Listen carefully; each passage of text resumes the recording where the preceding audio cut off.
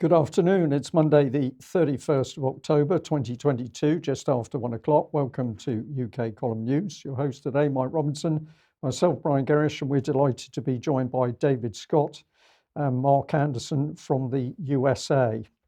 Well, we're going to kick straight off with the BBC's breaking headlines. The BBC seems to have caught up with the fact that overnight there have been really heavy Russian missile strikes in Ukraine. This has been widely reported more or less from the time it occurred on social media, but the BBC's taken some time to catch up. We need to remember that in Ukraine, Zelensky has put pressure on people on social media not to report what's been happening with Russian attacks and missile strikes.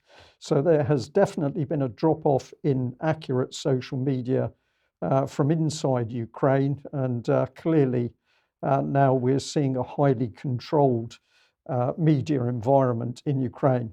Well, let's have a look at how the BBC did it, and of course they had to put in their huge breaking news banner because they just managed to catch up with social media.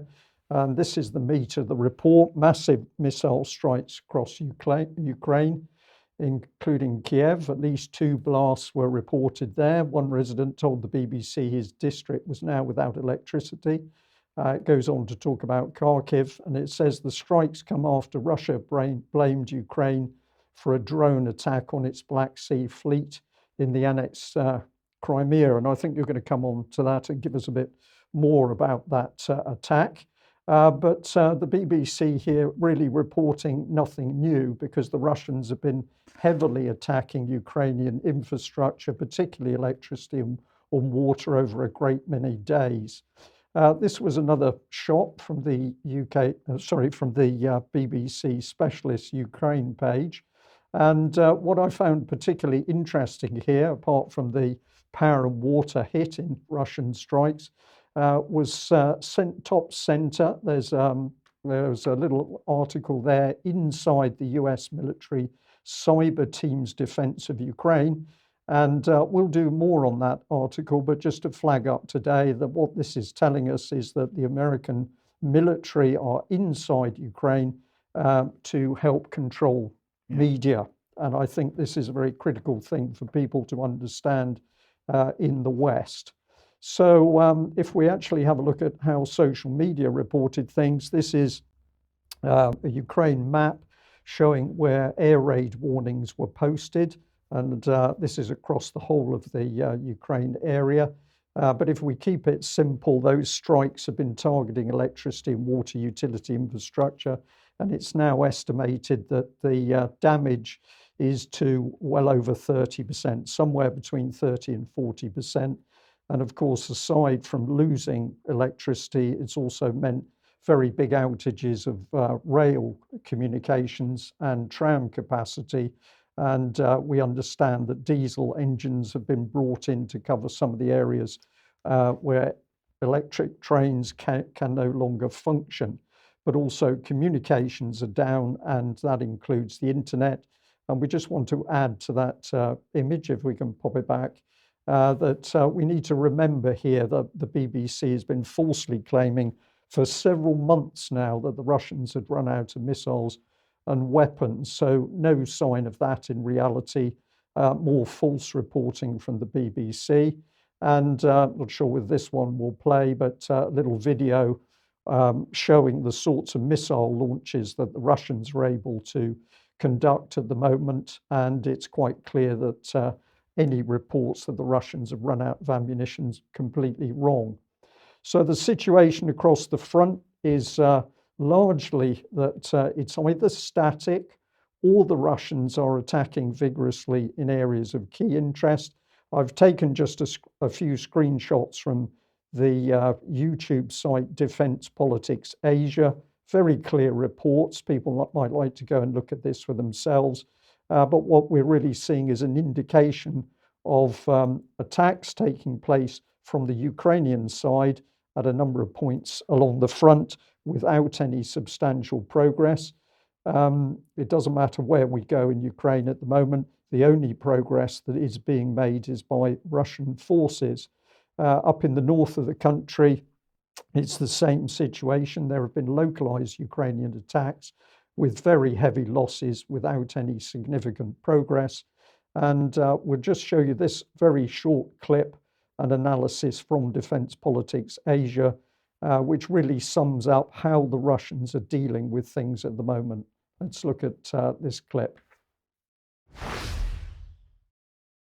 Hello everyone, this is Defense Politics Asia, and this is a quick update over here at the Donetsk front. Particularly, we are talking about the Voleda region and the Pelivka settlement. So at this Voleda region, the Russian forces have launched a major assault against Voleda, and the attack is preceded with a major artillery strike, and then the drones were then suicide drones were then launched to attack Ukrainian surface-to-air missile vehicles like the Buk M1, and they were taken out on the western side of Voleda. The Russian forces attacked the eastern side of Voleda, and they are currently have fire control over this road here, which is an important resupply and communication route for the Ukrainians to Voleda, as well as it stretches all the way to Pelivka. The Voleda is a very important location because it actually acts like a fortress, because it have high-rise buildings in a very low-lying region. So basically everything here is just super flat, and Voleda is actually a settlement of high-rise building built on top of a really small hill, and as a result they have a very good site and strategic position across this entire region. So if viewers would like to see that full report, go to Defense Politics Asia on YouTube and you can follow it through. But of course, one of the things he's talking about is very heavy artillery attacks by the Russians. So again, more evidence that to talk about the Russians running out of ammunition is nonsense. David, you have some slightly different views on how you see the fighting, but it seems to me at the moment that we have a terrible situation where some very brave Ukrainian soldiers are fighting now against forces and defences. They have no chance of breaking through. And really, what is the West achieving in this war? It is more and more Ukrainian casualties. The West would like Ukraine to fight until the last soldier dies. Well, the view we've had from the outset has been that that the plan to have NATO expansion into Ukraine was only going to end up one way, with the Ukrainians finding their country wrecked, and that's what's clearly happening. As far as the war is concerned, I mean, we had three phases. We had the initial kind of charge in with the Russians, hoping, I think, that the Ukrainian regime would simply fold. That didn't happen. There was then a relatively rapid advance in the south and east, resisted with some desperation by the Ukrainians, quite heavy losses, but eventually stopped. And then there was a shift when the Ukrainians were able to launch their own offensives and take back sizable amounts of territory. This was the effect of the Western support and training and munitions. And this prompted a change in the Russian approach and a mobilization of 300,000 men. And that meant we were going into the fourth phase. And I think we're now starting to see that. So there's been a shift, that the offensives are now more Russian than Ukrainian, and the point of balance may have tipped in favour of the Russians once again, with all of these additional resources that they have assembled and put into action. Some 300,000 men were mobilised. This is more than doubling the Russian troop numbers in the area, so this is going to have a very significant effect. Against that background, where is the political effort for ceasefire, for negotiations, for some sort of peaceful settlement? It's nowhere. There is no political intervention here. There is no political idea at all. And how does this work out? Well, I can't see it working out well for the Ukrainians. Yeah, it's a very sad state of affairs. But the thing we're not seeing from the West, from UK, is any calls for an end to the fighting. It's clear that we want it to continue as long as possible. It's going to be a pretty horrendous winter for them, with so much Yep. infrastructure being totally destroyed. It goes a bit beyond some increased gas prices. Here they will have none, Well, and they some could have significantly no colder heating and temperatures. no Yeah. water, Mike. Yes. Yeah, very serious. Okay, let's move on to this then, because this is just an incredible story that the Mail appears to have broken on Sunday, or for the Mail on Sunday anyway. They call it a Mail on Sunday exclusive. Liz Truss's personal phone that was hacked by Kremlin agents was so compromised it was locked away in a secure location, as experts fear top secret negotiations and private messages may have been leaked. Now, the Mail on Sunday reported this, and it did get some traction elsewhere. But apparently, one of the key points here is that this hack was discovered prior to the leadership election, Brian, and that Boris Johnson, while he was still Prime Minister, decided that it was best, and Simon Case as well, who of course is the Cabinet Secretary, decided that it was best if this story was suppressed. So they suppressed the story, and as a result, someone who allowed their phone to be hacked because they were using their personal phone for government business ended up becoming the Prime Minister. This is quite an incredible situation. One of my key points over recent days, Mike, has been who is it that produces the next Prime Minister? Who are the people who meet in rooms? Where are the minutes? Who are the people? Where are the minutes of their meetings? Of course, the UK public simply not told. It's a dictatorship at work in UK. It's very obvious now. So let's put the Mail back on and see what it said. It said it's understood that messages which fell into foreign hands include criticisms, mistrust, and our future Chancellor, Mr. Kwarteng, made of Boris Johnson, leading to the potential risk of blackmail. I don't think that would be the biggest risk of blackmail, but anyway, sources said that up to a year's worth of messages were downloaded. They are also believed to include highly sensitive discussions with senior international foreign ministers about the war in Ukraine, including detailed discussion about arms shipments. And the Mail goes on to say the astonishing incident disclosed by security sources solves the mystery of why Ms. Truss was forced to change the mobile number she used for over a decade shortly before becoming Prime Minister. The move caused anxiety among cabinet ministers and advisors who were suddenly unable to contact her. And again, I'm going to ask, what on earth was MI5 and MI6 doing? How did they not do something to prevent her becoming Prime Minister? Because surely part of their role is to vet people who are taking positions.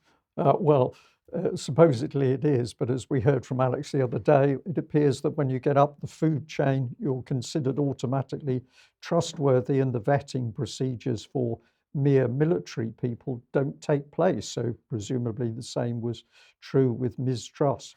So let's bring Anthony Glees on screen then, and he's from Buckingham University. He's widely considered to be an expert in these areas. He said the implications are horrifying. We now know a foreign power hacked the personal mobile phone of the talkative Liz Truss. The severity of this security breach can hardly be overstated. As a former Prime Minister, ex-Foreign Secretary and ex-International Trade Secretary, Ms. Truss was the chief custodian of our national security secrets and the recipient of invaluable MI6 intelligence. We need an immediate judicial inquiry led by a High Court judge to establish how this happened, who was responsible, and precisely what information was compromised.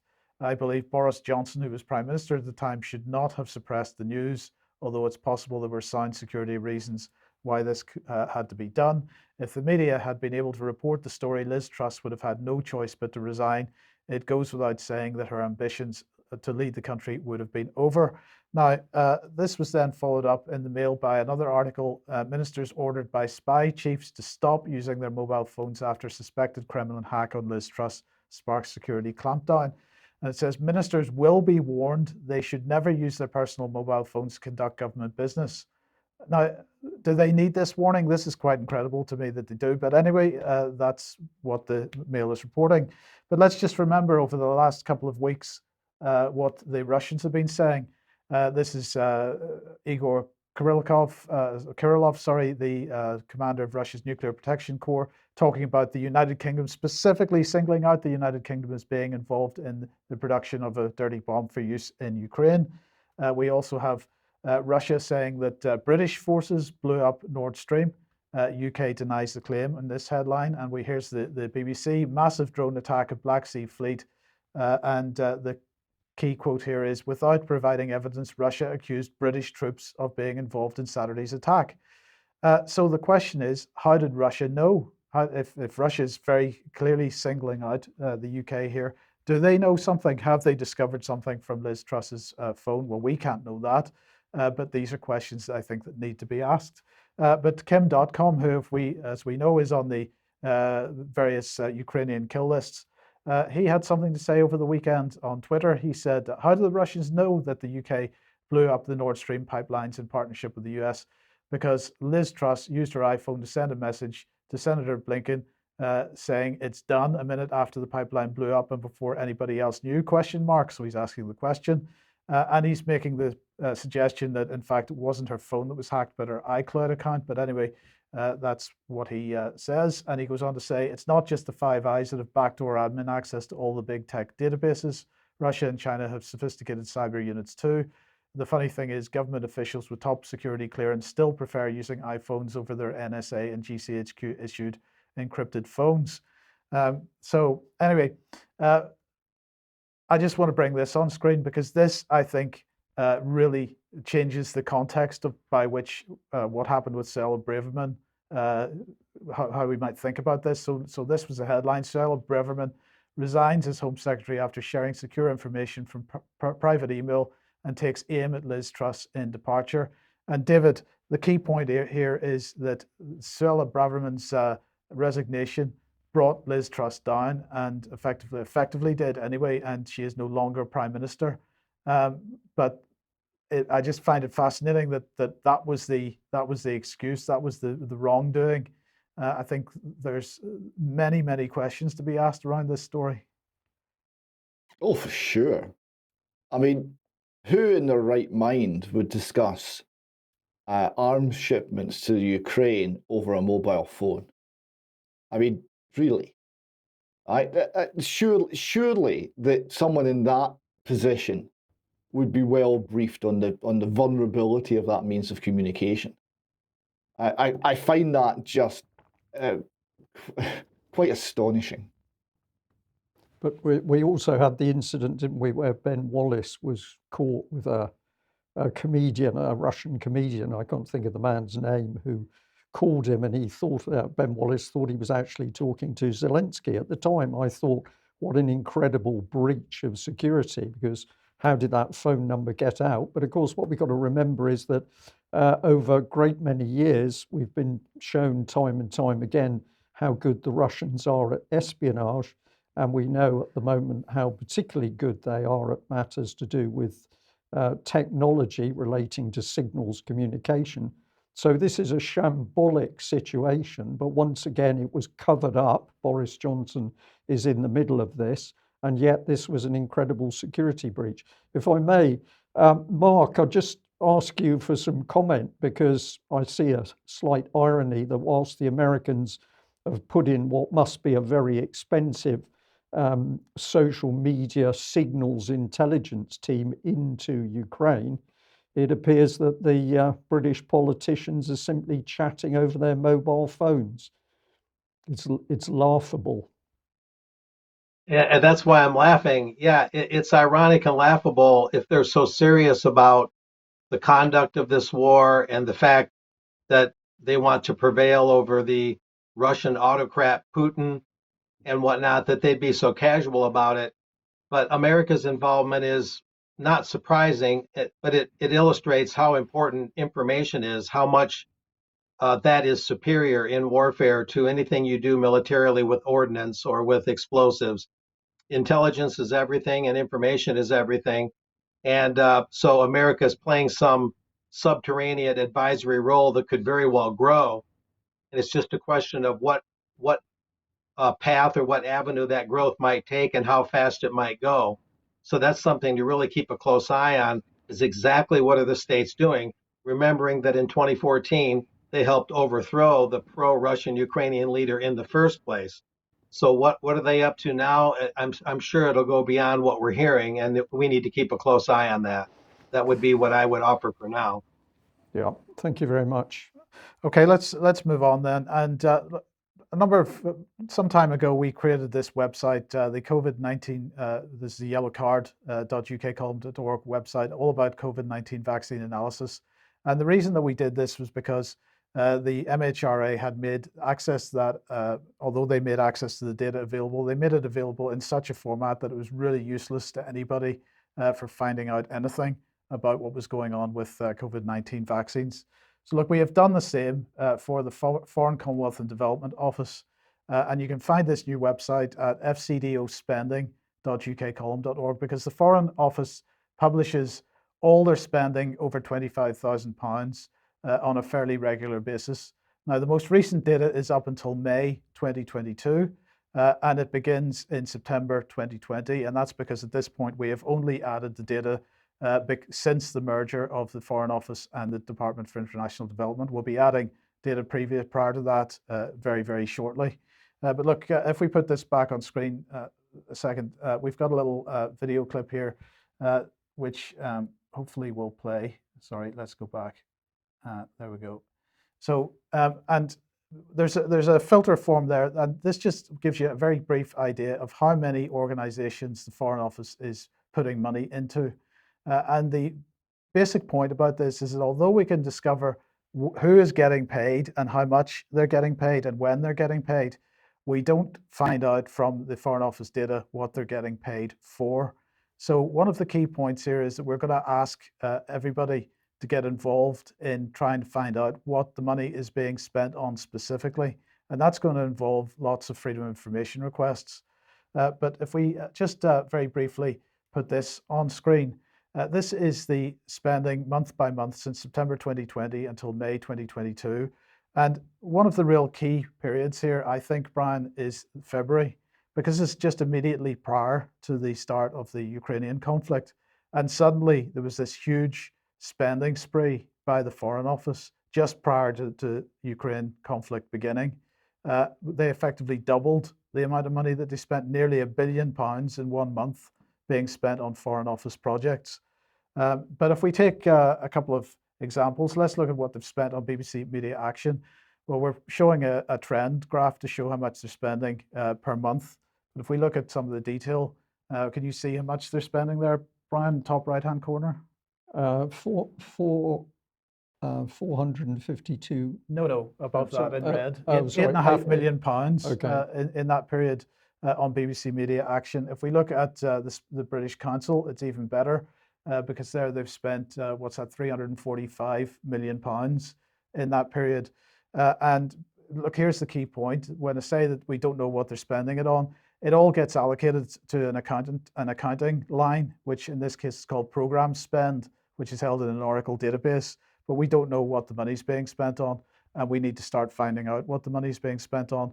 But this is, for anybody researching the activities of the Foreign Office, I think a brilliant resource, and we just would like to see people sharing this as widely as possible. Indeed, well, it is a brilliant resource, and of course the yellow card changed a lot of people's views on what was happening around vaccine adverse reactions and the recording of the data. And this, I think, is going to do the same. Huge amounts of money. For anybody who doesn't know, BBC Media Action claims to be a charity that works alongside the BBC. It's funded by governments, including overseas governments, the Americans, for example. And its activities seem to be particularly dubious because, of course, in Syria, UK column highlighted the fact that their project managers were boasting that they could help achieve regime change by working with dissidents in Syria. So presumably the same thing is happening in Ukraine because, of course, BBC Media Action has been working in Ukraine in order to set up Zelensky's media system via the organization Suspilny. So vast amounts of money going into a charity. That's what the public's being told. That is a lie. David, it seems to be pretty obvious now that we are dealing with a government that is in UK that is absolutely out of control. We have no idea what the morality of politicians is. We have no idea what their business connections are. We don't know what they're doing. We don't know who chooses the Prime Minister, but we are getting to see who lies in order to cover up the truth about what has been happening. You called it a government of occupation some time ago, and I think this is beginning to fit more and more. Well, I mean, what you're seeing here is just the sheer waste on one level. There's obviously agendas being played out, so it's not simply waste. It's what they're doing. They're doing in the dark. They're doing in secret. They're doing in our name, and we don't know. You're quite right. We don't know what it is.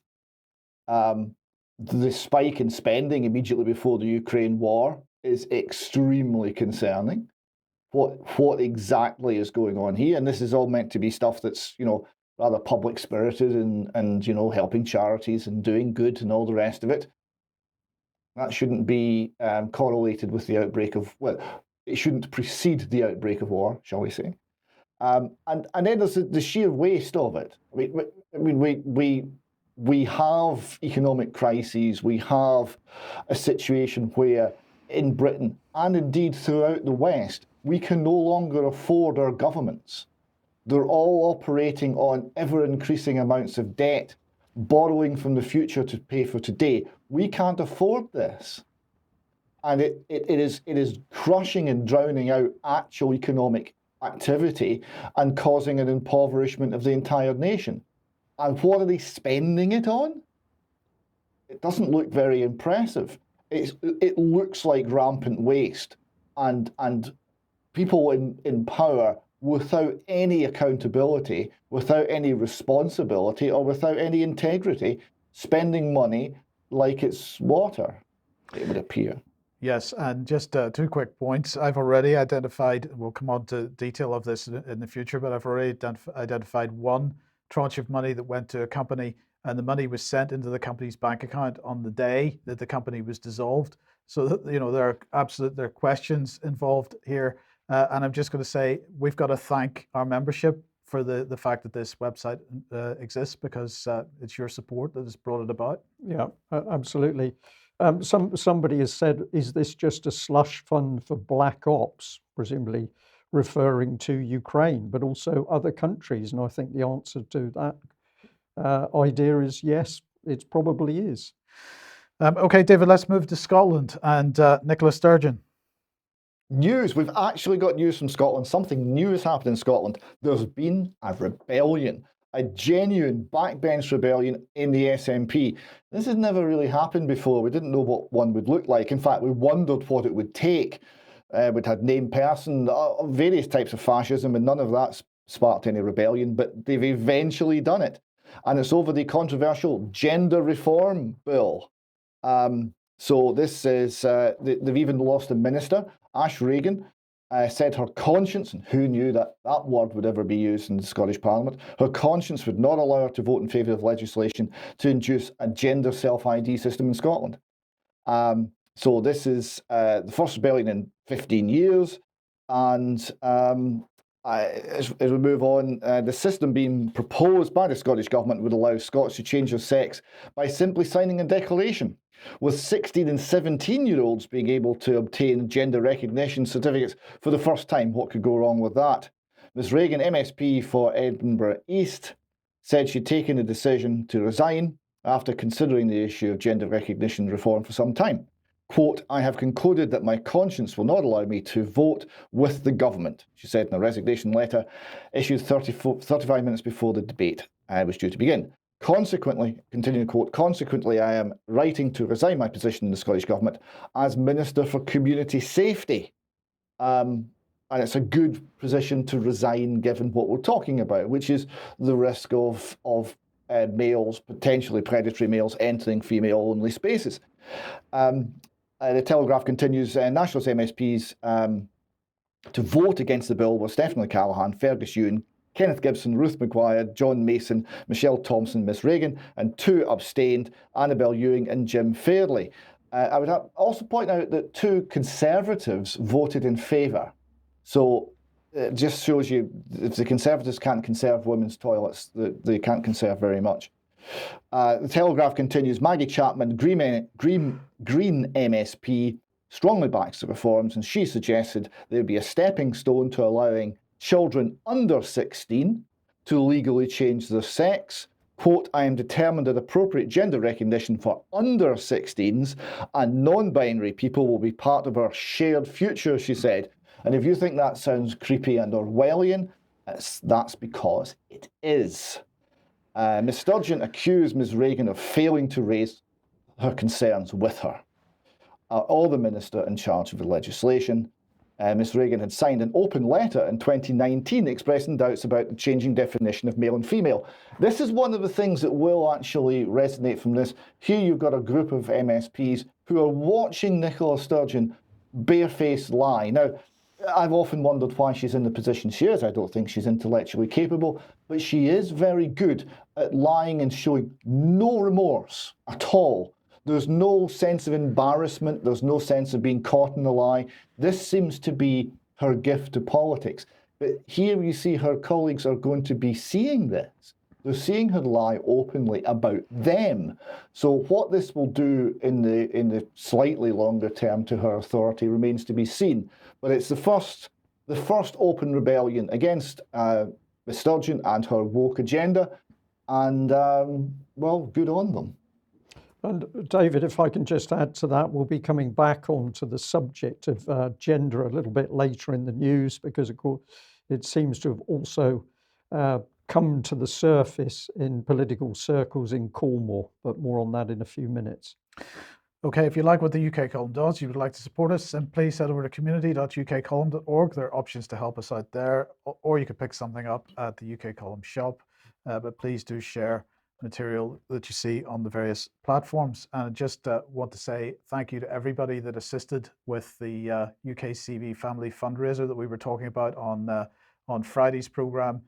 In fact, the figure is now very, very close to the £5,000 goal. I think they've got a few £100s to go at this point. So thank you very much for the response over the weekend. Okay, well, let's hop back to the BBC and misinformation, because it appears that the BBC's own Mariana Spring is getting very excited because she's apparently prompted a panorama which is all about disaster trolls. So this is part of the big headline on the BBC. UK terror survivors tracked down by disaster trolls. And starts off with saying conspiracy theorists who claim UK terror attacks have been staged are tracking down survivors to their homes and workplaces to see if they're lying about their injuries. A BBC investigation has found Martin Hibbert, who was paralysed from the waist down when he and his daughter Eve were caught in the 2017 Manchester Arena blast, told the BBC is now preparing to bring a libel action against a conspiracy theorist based in Wales. So if we get into this and see what Ms Spring had to say, this is just some of the quotes from the article itself. For the past 5 months, I've been looking into conspiracy theorists who target UK terror survivors for BBC Panorama and a Radio 4 podcast. My investigations and new research, along with the testimony of those affected, show that conspiracy theories and tactics like those deployed by Mr. Hall, that's Richard D. Hall, are emblematic of a wider phenomenon that survivors and bereaved families are experiencing. She continues, a victim of the 2017 Westminster Bridge terror attack, who has been harassed by online conspiracy trolls, told the BBC that surviving a terror attack now seems to inevitably lead to being abused. These types of conspiracy theories and the abuse they inspire echo those of Alex Jones. So I don't think we should be very surprised at what Mariana Spring has done there to conflate it with Alex Jones. The US host of the Conspiracist show and website InfoWars, who this month was ordered to pay nearly $1 billion to families of the US Sandy Hook school shooting after falsely claiming the 20 12 attack was a hoax. I'm just going to put in here that Ms. Spring is not going to conduct any investigations in any of the claims made by the UK government and authorities over the Manchester attack. Anything the government says is taken, as being true by Mariana Spring, and I think we see some of the weaknesses here. But in this article, I want to introduce this particular lady because all of a sudden BBC monitoring comes in, and this is what the BBC said. Research from BBC monitoring found that dozens of videos promoting false claims about the Manchester attack, accumulating more than 300,000 views, were still on YouTube 5 years after the incident. After the BBC flagged this to YouTube, the company removed Mr. Hall's channel and one other that had promoted his content. So now we see the organisation BBC Monitoring, under the directorship of Liz Howell, coming in, is doing what, Mike? Spying on people in Britain? It certainly seems so. So if you're not sure what BBC Monitoring is, go and have a look on the BBC website. BBC Monitoring tracks, translates, analyses and summarises global media to help you make sense of world events. You're not capable of doing it yourself. You need these people to do it. And we can now add with certainty that BBC Monitoring is now also spying on the UK public.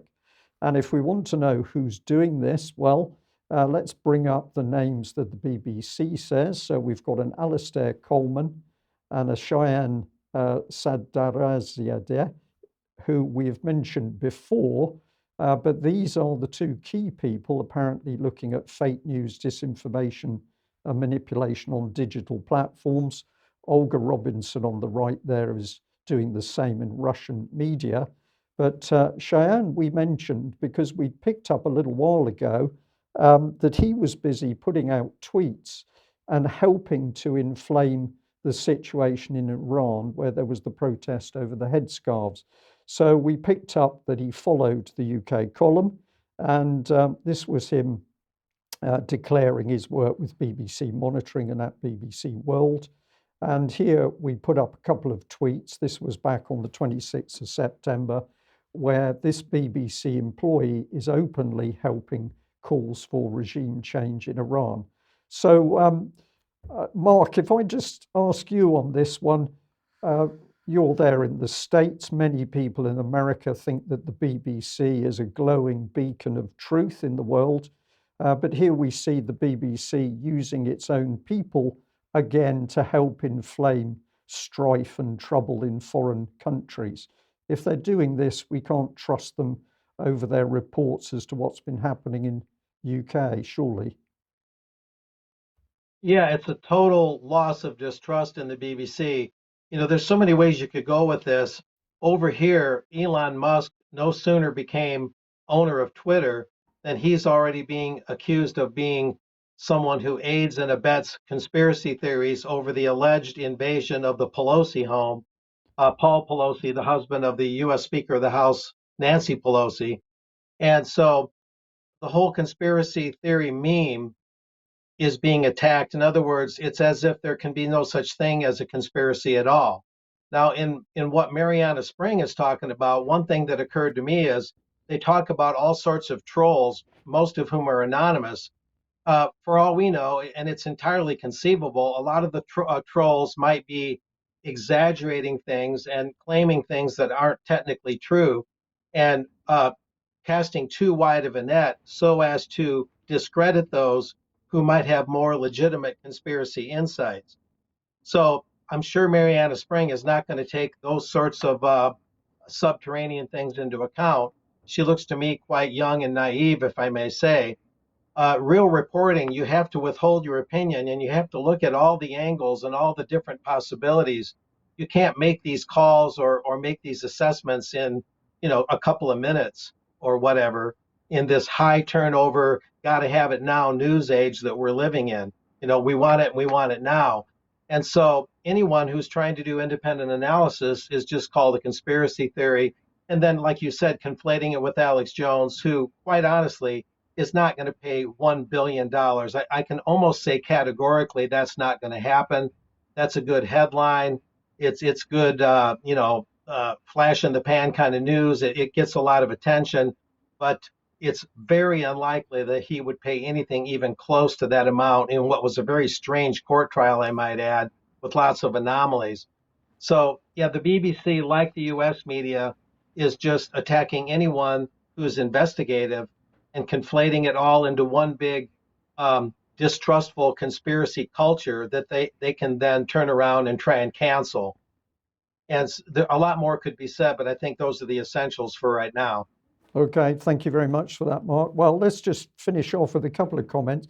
Something in the article which I found interesting was Mariana Spring was talking about this.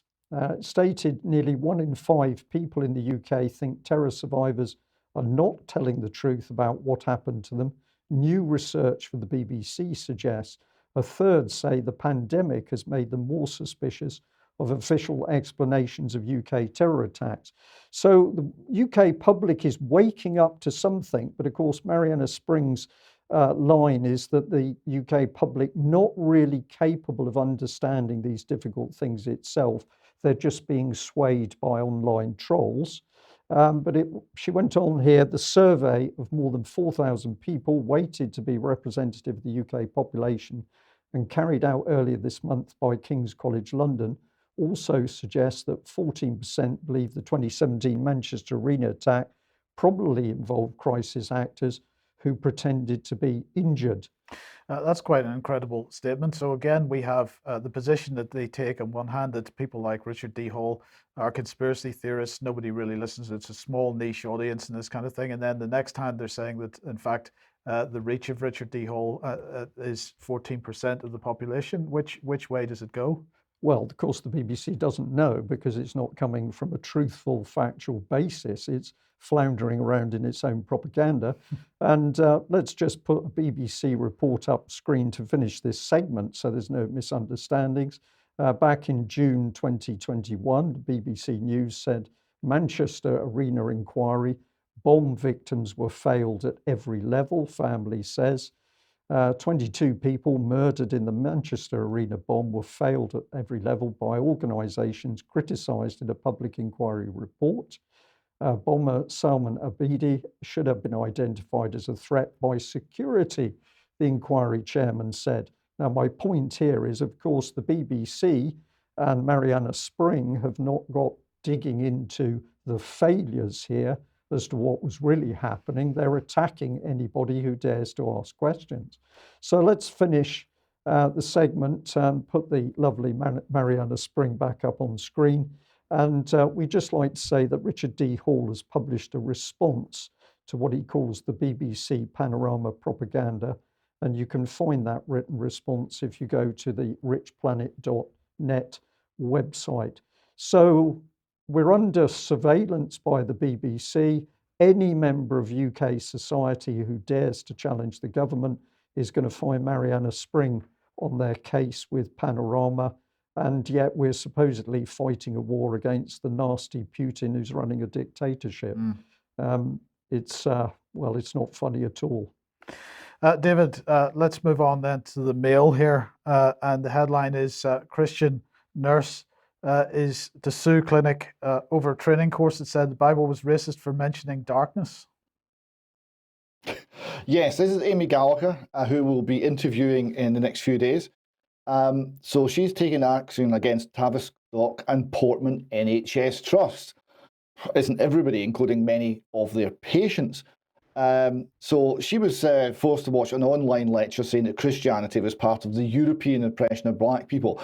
The Bible was racist because it mentioned lightness and darkness, and because Christianity is allegedly European, according to the Tavistock Clinic, and European is bad. She also claims she was asked to attend an online seminar called Whiteness, a Problem for Our Time, which claimed that all white people are racist. So this is what your NHS is busy teaching the people who will be treating you. The Mail continues. She said the lecturer spoke negatively about Christianity, while no other religions were mentioned. When I questioned this, I was told the trust sees Christianity as responsible for racism because it's European. So the NHS Trust has taken an anti-Christian stance. Isn't that interesting? She said, that's when I started to feel as though I wasn't welcome on the course and I wasn't comfortable with these ideas. Ms. Gallagher, churchgoer, claims the lecturer was politically biased and had little or no reference to psychotherapy. Days later, she and other students were asked to attend a free public seminar online by Jungian psychoanalyst Helen Morgan called Whiteness a Problem for Our Time, which concluded, amongst other things, that white people are unconsciously racist as a matter of course. This is also reported in the Express. You see here, Christian nurse to sue mental health clinic over a course that dubbed the Bible racist. And, well, here we see the course, the Tavistock Policy Seminar, Whiteness a Problem for Our Time. It is really interesting. Why would an NHS Foundation Trust be pushing this, which is blatantly cultural Marxism? And why, we'll maybe come to this in detail later, why is it specifically Christianity they're going after? So it says, join us for a Tavistock Policy Seminar with Helen Morgan, examining white privilege and white fragility from a psychoanalytic perspective. So this is all cultural Marxist talking points. Spiked covered this and correctly expanded this into the bigger issue, the dangers of a woke NHS. They write, health service has no business indoctrinating its staff in critical race theory. They're calling out exactly what's going on here. He said, they write, cash is found for equality, diversity and inclusion officers who busy themselves compiling an A to Z of diversity to instruct staff on how white women can be actionable allies of people of colour. There are training courses on the history and principle of the Black Lives Matter movement, or by and large mansions, as I like to call them. And there's LGBT-themed tea and rainbow cake parties. And there's training on the importance of pronouns.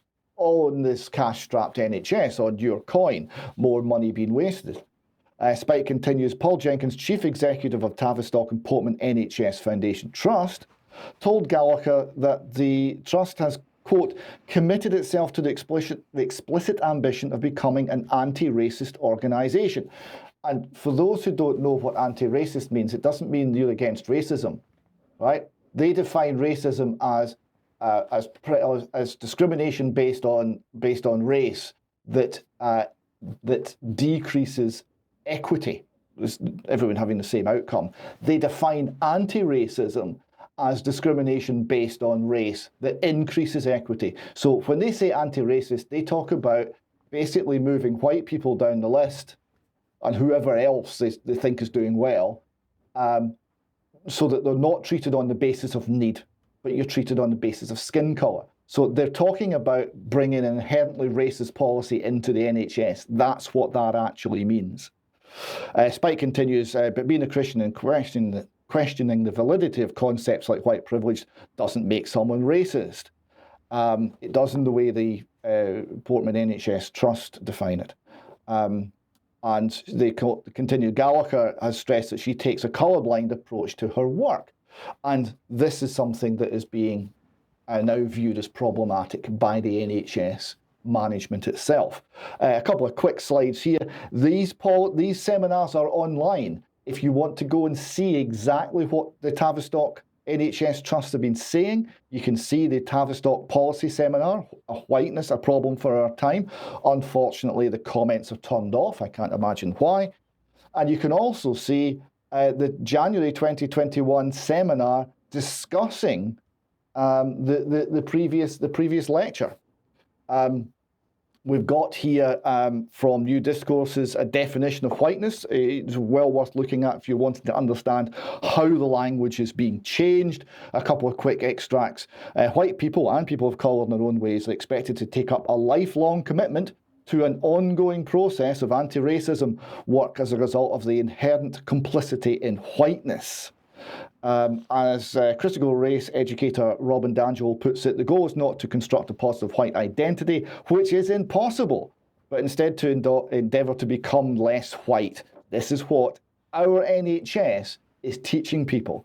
Continue here, people of colour on the other hand, are admonished that the master's tools will never dismantle the master's house, and are therefore instructed to identify white methods, white empiricism, white science, and white mathematics as being manifestations of whiteness that need to be eschewed, avoided, criticised, and dismantled, including by acts of strategic resistance. So if you've got something like an NHS trust that's dismantling what it sees as white science, by which we mean science, they're going to come up with increasingly irrational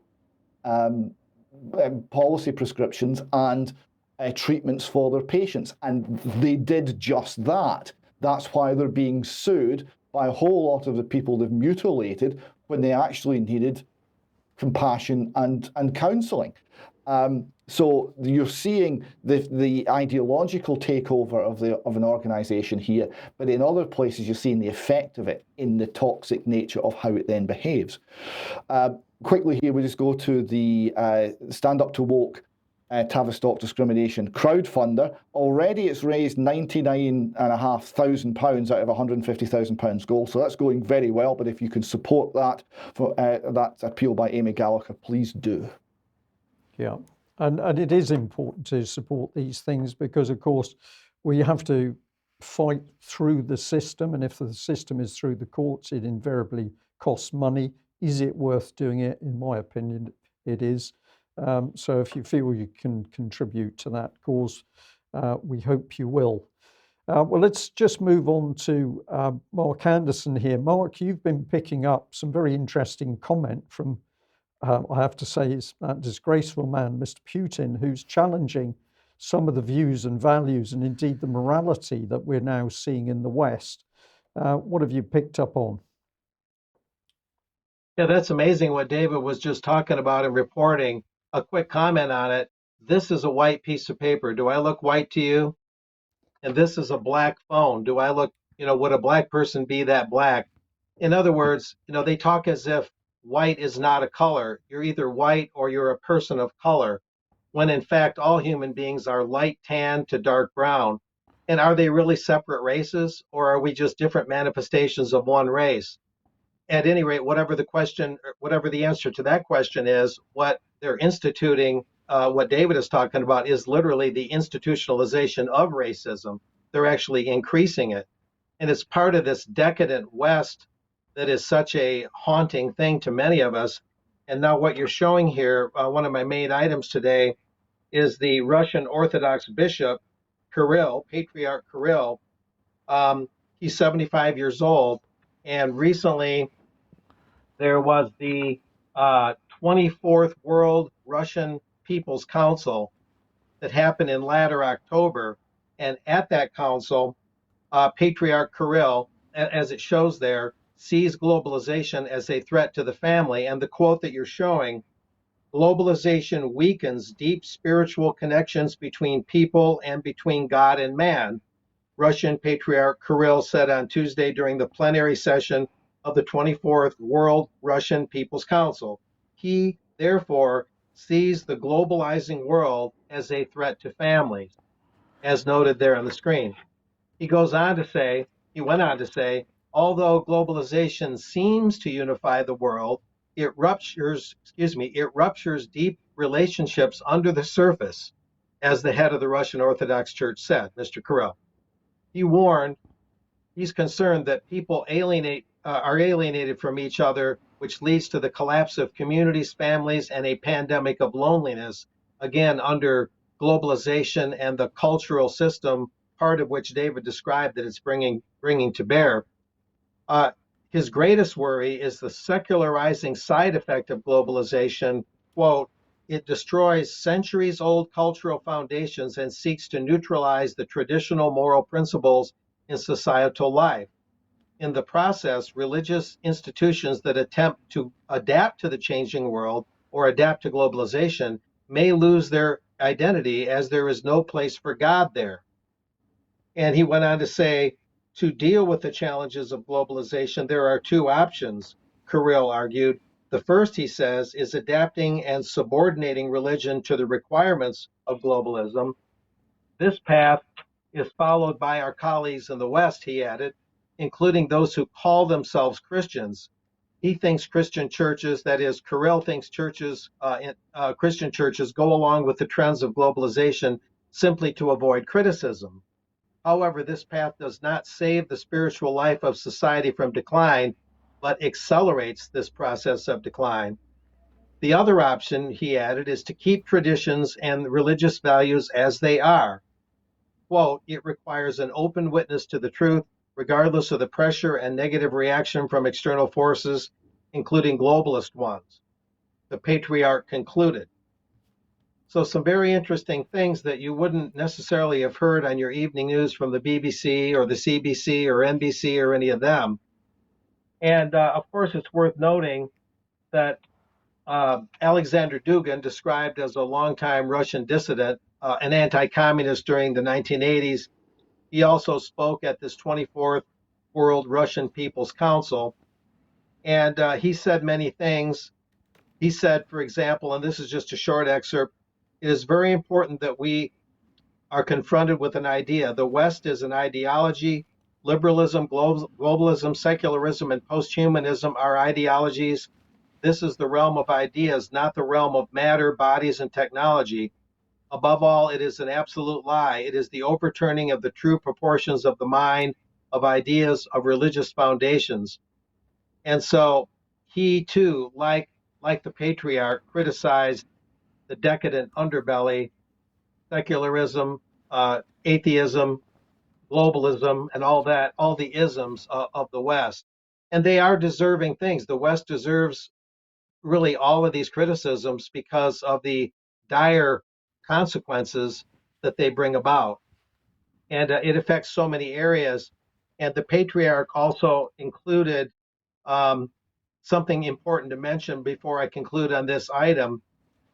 We include measures to support the value level. For example, the recognition of the dignity of human life, and get this, the removal of abortions from compulsory medical insurance systems, and a ban on LGBT propaganda and destructive content like that.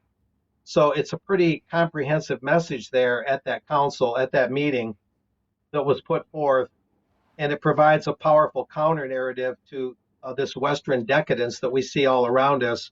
And I mainly wanted to get it out there because it's very difficult to find anywhere in the mainstream news. So it's important to get that full picture out there. Okay, Mark, thank you for that. We live in extraordinary times, don't we? We have to really sift through the news in order to see what appears to be common sense and morality, and then we find it coming from another side of the world. That's a big shock to the Western mind.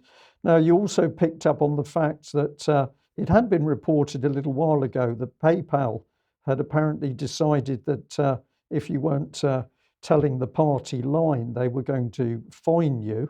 I remember seeing a little bit about this, but you've got a very interesting little video clip here where some American commentators are talking about what PayPal tried to do. Let's have a listen.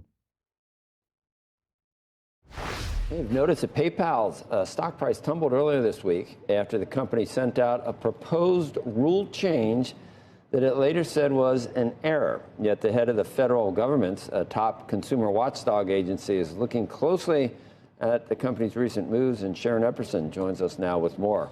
Hi, Sharon. Hi, Joe. An update to a PayPal policy that said users promoting misinformation could be subject to damages of $2,500 drew sharp criticism last weekend. Then a PayPal spokesperson said that notice, quote, went out in error and included incorrect information, adding, quote, PayPal is not fining people for misinformation. Still, the director of the Consumer Financial Protection Bureau is keeping a close eye on developments. I've never actually heard of a payment system thinking that they could fine someone for legal expression that their users are making. CFPB Director Rohit Chopra says banks have authority to make sure there's no fraud or illegal activity in transactions, but fintech companies having the power to decide who can say what and who will get fined as a result needs to be scrutinized. We have ordered all the big tech, most of the major big tech firms and payment companies to provide us with information about how are they making decisions about who they kick off their platforms, but we also need to look into whether they believe they can be fining users for legal activities. Chopra says the CFPB has to understand the facts of this case, but he says fintech companies deciding on their own when to deduct fines from customer accounts and under what circumstances is new territory, and his agency is looking into it. It sounds like a great business. Well, that says it all, Mark. Dangerous territory. Yeah, this is an important development. As we've talked about on this show, the private sector has taken on such unprecedented powers and functions in the US and beyond, basically taking over the First Amendment. Congress shall make no law limiting freedom of speech, among other things, it says in the First Amendment. But what good does that do if you use channels of freedom of speech to try and exercise that freedom, including social media, and that social media can make what amounts to a quote law and either edit or get rid of what you've been trying to say and either limit what you're saying or take you off the platform altogether. And what Mr. Chopra is talking about would be another step up in that whole process where a company like PayPal would actually be able to fine you. Now, issuing a fine in the technical sense is an action of government, like a citation, like a traffic ticket almost. It's almost as if PayPal wanted to be the traffic cop of cyber traffic and issue citations or tickets because you have the wrong point of view and you have what they consider and what they define as disinformation or misinformation.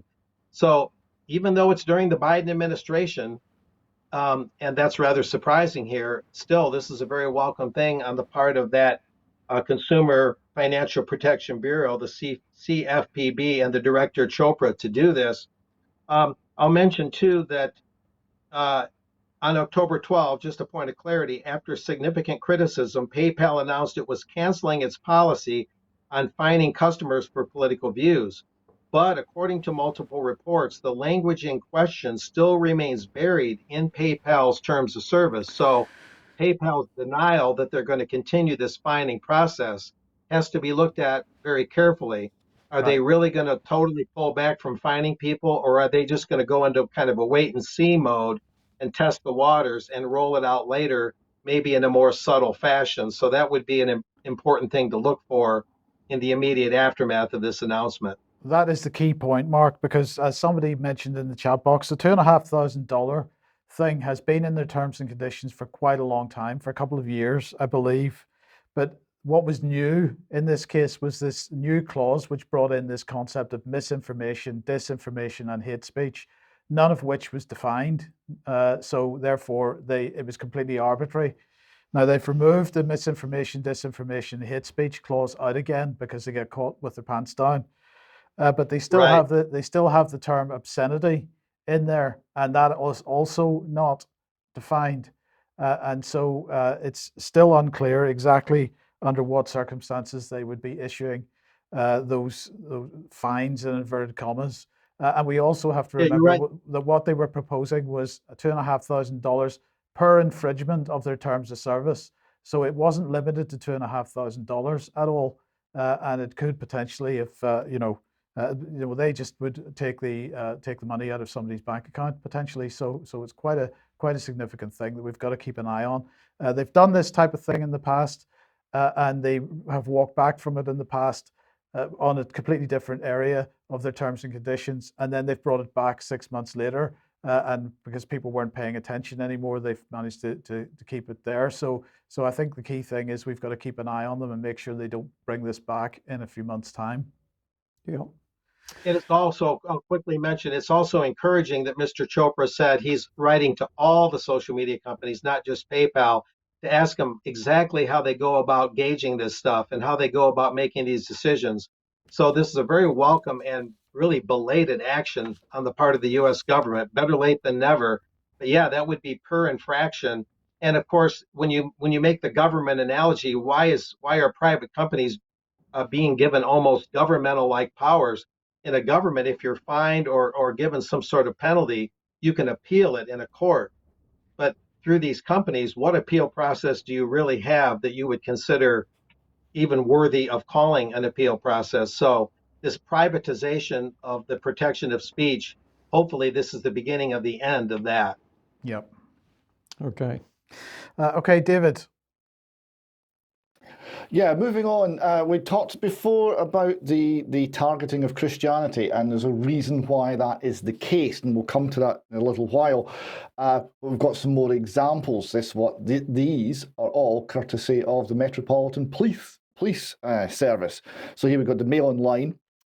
Met Police apologises to Christian preacher and pays £10,000 in damages after she was wrongly arrested twice at Speaker's Corner. She complained to officers about threats by Islamic protesters, and they arrested her. They've had to pay her £10,000 in damages, and she claims she was unlawfully imprisoned and wrongfully arrested. The Mail continues. Hatun Tash was twice arrested at Speaker's Corner. She often visits the park to debate and critique Islam and the Quran, or the holy book, the Quran, the Mail writes, which would spark backlash from the community. Instead of offering her support, the Times reported Ms. Tash was arrested both times she approached police officers and accused of breaching the peace or committing a similar public order offence. The evangelist brought legal action against Scotland Yard after she was held in custody for 24 hours before being released without charge because she'd done nothing apart from being the victim of a crime. We've got here who is Hatun Tash. I'll not go into this in detail, but she's a former Muslim from Turkey. She's a regular at Speaker's Corner, and she's extremely courageous. We see just how courageous here in the next slide. She was attacked and stabbed. The woman with blood on her face, the police didn't arrest her that time, but that's the person they've been arresting. She was stabbed by an Islamic protester who didn't like what she was saying. This is not the only case. We've got another one. We've got the Telegraph reporting here, vindicated Christian preachers to sue Met after hate speech case thrown out. Hazel Lewis has cleared the name after 18-month legal battle, so this takes huge chunks out of people's lives, in which she was accused of using threatening language. She's to sue the police after being dragged through the courts, despite officers acknowledging that the accuser had goaded her and she refused to take the bait. Hazel Lewis, 49, was arrested while preaching after passers-by falsely claimed she'd called for gays and non-believers to be stabbed. She said the police were determined to prosecute me no matter what. She said the members of the public wanted to silence me and twist what I was saying. The police seemed determined to prosecute me. Christian Concern are sticking up for her, and they are writing here about the case. The case was eventually, the accusation was she was using homophobic and racist language. I suspect neither was true. Even looking at her, you've got to think that doesn't make an awful lot of sense because she's of African or West Indian origin herself. And when it finally came to court after the 18 months, the judge threw it out as there was no case to answer, which does beg the question, what on earth the police thought they were doing. Hazel commented, it's taken nearly 18 months. I'm delighted the judge has seen through the lies and has vindicated me. When the police arrived, despite me telling them that the allegations were false, they still arrested me without any evidence other than from members of the public who wanted to silence me and twist what I was saying. Despite this experience, I'm determined to keep preaching. Since the pandemic began, I've seen more and more Christians taken to the streets of London to preach. And it's not the only one. Here we've got a third. We've previously covered this, but just to recap on it. The Met Police pay out again after a Southgate preacher was wrongfully arrested. The footage of this man, whose name I won't attempt, pleading with the police not to take my Bible away, has been viewed online 3 million times. In a video posted online, he was seen telling police Jesus is away. An officer who arrested him for breach of the peace can be heard replying, I appreciate that, but no one wants to listen to that. They want you to go away. So when he tries to keep hold of his Bible, an officer says, you should have thought of that before being racist. So again, this black man is accused of being racist by the Met Police. Seems to be a bit of a pattern here. And we've reported on this in Bristol, different police area, but still in England. Police versus Christians, can Daya Moodley preach? So that's online, and that's an interview with Daya Moodley about his experience trying to find the freedom to speak in public about his faith in Britain. It's being criminalised, and the police are his opponents. And those who are trying to silence him, which tend to be LGBTQ 2A+, tends to be some Muslims, tends to be some. He was getting complaints from atheists as well who were offended. All of this seems to be enough. If there's a complaint, the police seem to shut down Christianity. This shows there's a culture which is hostile towards Christianity inbuilt now within the police. Now, the reason for that is the whole cultural Marxist world is itself a religion, and it's a religion that has explicitly sought from the outset to replace Christianity. The reason they go after it is they see that as a threat, and they see it as something that they need to replace in order to bring about the world that they want to create. And that world is one of their version of utopia. More on that perhaps in extra time. Okay, David, thank you for that. Well, by an amazing coincidence, I picked up on one particular email today, a concerned parent in Cornwall. They said to me, do you realise that this is being pushed at school children in Cornwall? It's the school's transgender guidance, but the real sting is who has produced this. The Intercom Trust, Devon and Cornwall Police, and Cornwall Council. So we've now got the police embedded in education. These are the editors that are shown from the particular document. We've got a Steve Cannon from the Grassroots Community Advocate, a grassroots community advocate, lesbian, gay, bisexual and trans communities, also connected to the Intercom Trust. Toby Best, Devon and Cornwall Police, diversity officer, and published by the Intercom Trust, Devon and Cornwall Police. So documentation which is going into schools. This is the forward. Thank you to all of the young people that identify as trans or as gender non-conforming, their parents, carers and guardians that contributed to the initial creation and inspired this revised edition. And then it goes on to talk, of course, about Cornwall Council, the Intercom Trust, and Devon and Cornwall Police. So if you objected to this, what do you think might happen if you made a fuss? Do you think that perhaps the police would be on your doorstep? I think highly likely. Let's have a look at the photographs of the people who signed this document. They were upfront enough to put themselves. So we've got Trevor Doughty, Corporate Director, Education, Health and Social Care, Cornwall Council. Dr. Michael Halls, Executive Director, the Intercom Trust, lesbian, gay, bisexual and trans community resource in the Southwest. And Assistant Chief Constable Sharon Taylor, Devon and Cornwall Police. So just before I show one more slide on this, David, just to come back to you. So now the police are fully embedded in creation of the policy in the first place. So as I say, you protest what this is trying to do with the minds of young children in particular. And of course, the police are going to be hostile from the start because they have been involved in creating the document that you dislike. It's in our faces what's happening here, which is a dictatorship. Yes, and it's a dictatorship that's very proud of itself, because we have here Devon and Cornwall Police honoured the professionalism and commitment of police officers, staff and volunteers from the Cornwall policing area. PC Toby Best received a Chief Superintendent's commendation for his contribution to producing a pioneering document, the Cornwall Schools Transgender Guidance, in cooperation with Intercom Trust, Devon and Cornwall Police, Cornwall Council and head teachers. So you got an award for that. You got patted on the head. Good boy. Yeah. Well, I'll just pop this one on screen if people want to go and have a look at the Intercom Trust at least. Mike, you'll be happy because it's professional, it's accountable, and it's transparent. Is it independent? Well, I didn't see the independent word, but it's certainly not independent of the police. But we better leave that segment there. What are these people after? They're after the minds of our children. And I think this is becoming very clear. So we've one image, I think, which we should end on today. If we can just call it up, that will be good. And Which one? uh, That one? that's the one there, Okay. yes, the anonymous one. Thank you, Mike. Now, I'm not sure who created this, or sorry, who saw this one. I think it's you, David. I got it from a UK column viewer just a few minutes before I was sending the slides through. So thank you very much to that viewer.